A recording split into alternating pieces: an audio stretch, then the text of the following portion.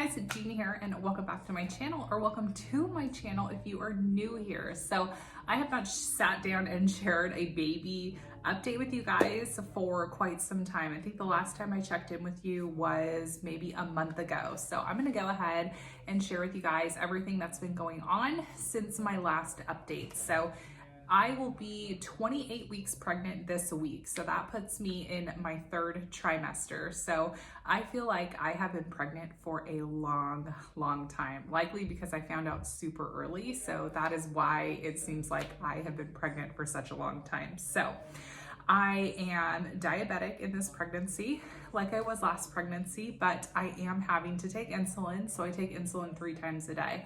I take insulin when I wake up in the morning, I take it right before dinner, and then I take it before bed. And this is all to manage my blood sugar. So I have been able to maintain my blood sugar here and there. I have some highs, I have some lows. It hasn't been perfect, but we are definitely managing through diabetes well, and I definitely have just had to change my diet significantly.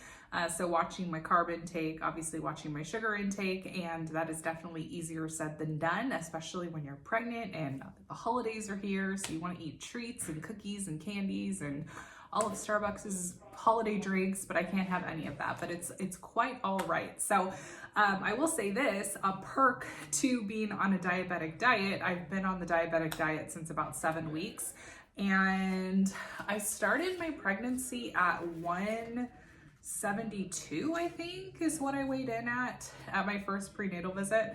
And I'm only up to 194. So that puts me at like 22 pounds gained so far. So I know it's recommended to gain anywhere between 25 to 35. So it's definitely been helping me ease the weight gain with Scarlett. I think I gained like close to 40 pounds with her. In my book, I think that that's a pretty good win for trying to stay within that 25 to 35 pound range. I always like to stay under 200 pounds when I am pregnant, and my weight gain is very slow at this point. So I haven't even put any weight on for the past month. So I don't foresee myself gaining much weight going forward, unless it's just weight that's being put on from the baby. So I did share with you guys, I am having a baby girl. Her name is Avery. So we are so excited to meet her. Another complication we've been having is IUGR, which is uterine growth restriction. So at my 20-week anatomy scan, they noticed that she was measuring smaller. So I have been seen by a high-risk doctor every week and a half. So I get an ultrasound every week and a half to monitor my amniotic fluid and also to monitor the growth of the baby. So as of right now, on the percentile chart, she is only on the 7th percentile. So from a percentile range from 0 to 100, she is on the 7th percentile. So she is definitely small, she's tiny, but in terms of her growth, she is growing at her own curve. And that is what our doctors wanted to see to avoid any immediate intervention, if that makes any sense. So she is still on a slow growth curve, she's just growing smaller. So we are at a 9-day lag, so she is behind 9 days. So she's actually been 2 weeks ago, she was only 6 days behind, but this appointment, she was about 9 days behind. So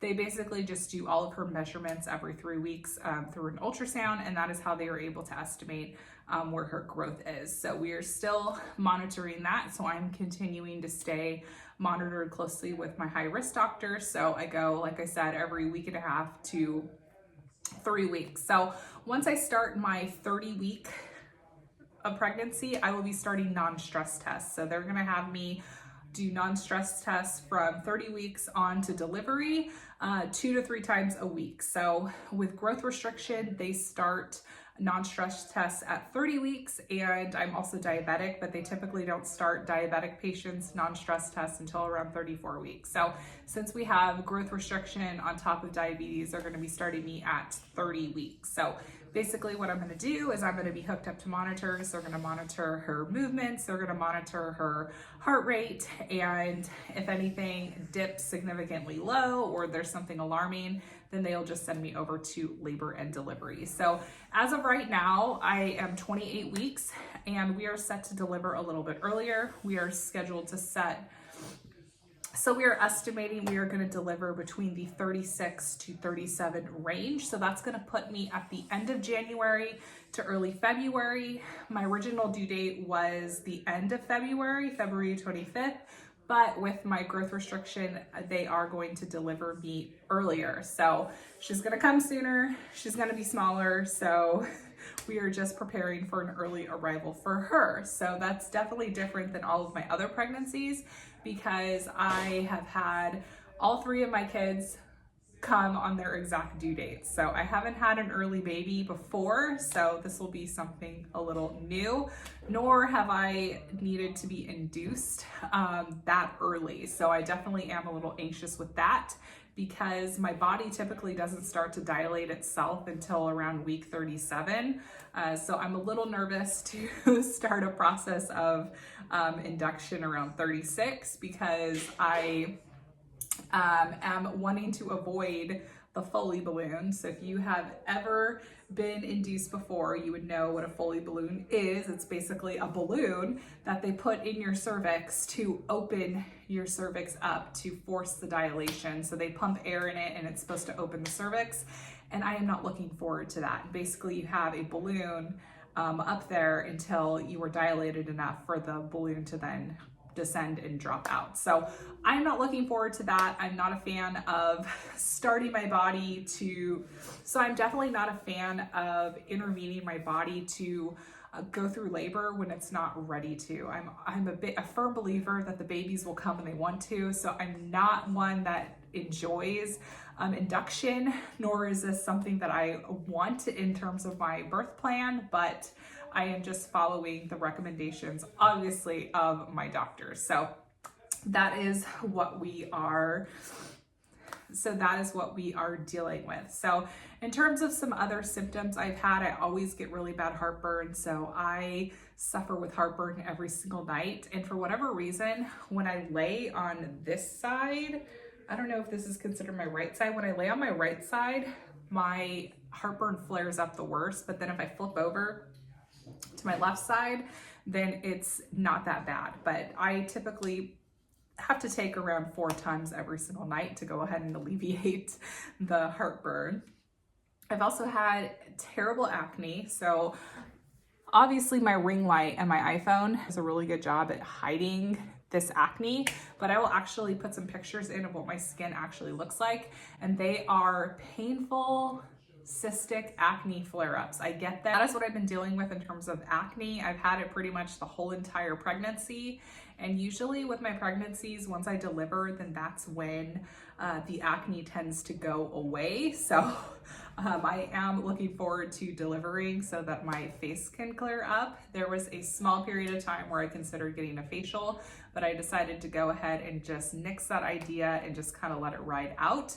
But I have been using a combination of Panoxyl benzoyl peroxide wash, and then I just lather my face up with Cerave moisturizing lotion, and I do a double cleanse at night. So if I wear makeup, then I make sure I cleanse my face twice, not once, twice, to get all of the makeup off. And then I do a really good job with my toner to remove all of the excess makeup that the facial wash did not pick up. So in terms of symptoms, those are the only real symptoms I've really been experiencing is just obviously my diabetes, my growth restriction. Those are 2 really big ones, but also the acne and the heartburn. But in terms of like back pain and other pains, haven't really been feeling any. She's already head down, she's already flipped, so that's great. My weight gain is pretty steady. Haven't gained anything for the past 4 weeks, so that makes me happy. That makes my doctors happy. In terms of exercising, I really haven't been exercising because when I go on walks even just like little walks, I will get pain right in here. And it's a very intense cramping feeling. So it's definitely uncomfortable to go on walks, go on long walks, go on fast walks. So in terms of my exercise, I tried to get back out there about 3 weeks ago to start exercising, and it was just really difficult on my body. I don't know why I'm having a harder time this time around, just simply getting out and walking, but I get a very intense pain where I just showed you guys. So I've been dealing with that, but with me watching what I'm eating, it's definitely helping with my weight gain. So I will give you guys a view of what I'm looking like right now in my 3rd trimester. So this is my bump right here. I don't know what else to say about it other than I'm looking very round for sure. But I think in terms of my body, I just think that I am just seeing everything just in my stomach, which I appreciate. Typically, when I was pregnant with Scarlett, everything kind of blew up. My face blew up, my butt blew up, my hips blew up. But I think this time around, I'm just really experiencing the weight in my stomach area, which is great. So I am very happy about that I'm not getting pregnant all over. I do appreciate that. My hair has been growing. My nails have been growing. My skin has had that beautiful glow that most pregnant women talk about, because once the baby comes, my hair is probably going to be falling out. So I'm not going to be looking forward to that postpartum hair loss, but I will enjoy the long full hair while I have it right now. So that is pretty much everything I have to update you guys. So I will be seeing my doctor again next Friday, and then a week and a half after that. So I will have a little bit more to update you guys around my 30-week point in pregnancy. So once I start my non-stress tests, then I can go ahead and update you guys a little bit more. I haven't been experiencing any Braxton Hicks contractions yet. I know those are supposed to be coming pretty soon. I'm starting to educate myself a little bit more on breastfeeding. I'm really wanting to give more of an A+ effort for that, because all my other kids, I pretty much gave up pretty early on. And I feel like with us still being in COVID-19 and us staying at home more, not having as many visitors, I feel like I have the opportunity to give breastfeeding a bit more of an effort, a bit more of a try, because something that kind of made me feel uneasy was having people around breastfeeding and being out and about more frequently, just me not feeling comfortable breastfeeding in public. That is just my personal preference. I also don't feel comfortable breastfeeding when other people are in the room. It's just something that's really personal to me, and I just am not one to just whip it out and start feeding. So I am going to be doing more of an effort to actually breastfeed this time around.